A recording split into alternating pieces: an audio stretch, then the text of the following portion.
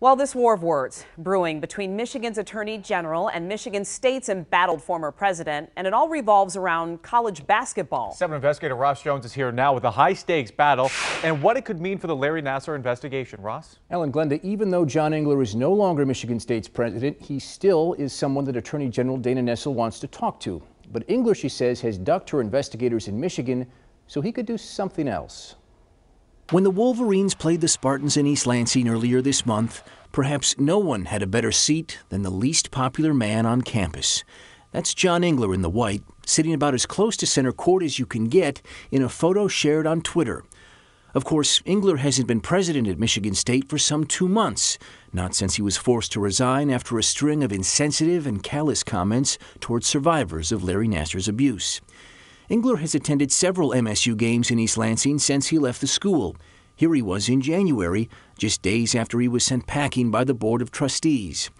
While seeing Engler courtside might be galling to many on campus, it was particularly frustrating for Michigan's Attorney General. Dana Nessel's office says they've been trying to interview Engler about the Nassar scandal for weeks, but he and his lawyer have resisted meeting in Michigan. In a 3-page letter sent to the chair of MSU's Board of Trustees, Nessel fumes that Engler's attorney implied his client would not be traveling to the state any time in the near future.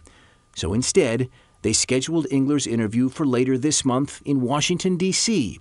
The problem with that, Nessel says, is that different states have different laws, and D.C.'s laws for intentionally lying to a police officer are not as strong as in Michigan. I'm sure the optics of him sitting at the basketball games didn't sit well with her. Brian Masalam sits on MSU's Board of Trustees and is a longtime critic of John Engler. If the board feels that he is in violation of his contract and is not complying with the AG, the board has the authority to pull his indemnification, which means not pay his legal fees. But Engler's attorney is pushing back. In a 5-page response, Seth Waxman insists Nessel's office is showboating.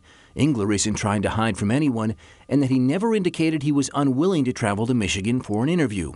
While he would have sat down before, Waxman now says Engler won't do an interview unless one of Nessel's assistant attorneys general, who he now says is clearly biased against Engler, recuses herself from the case.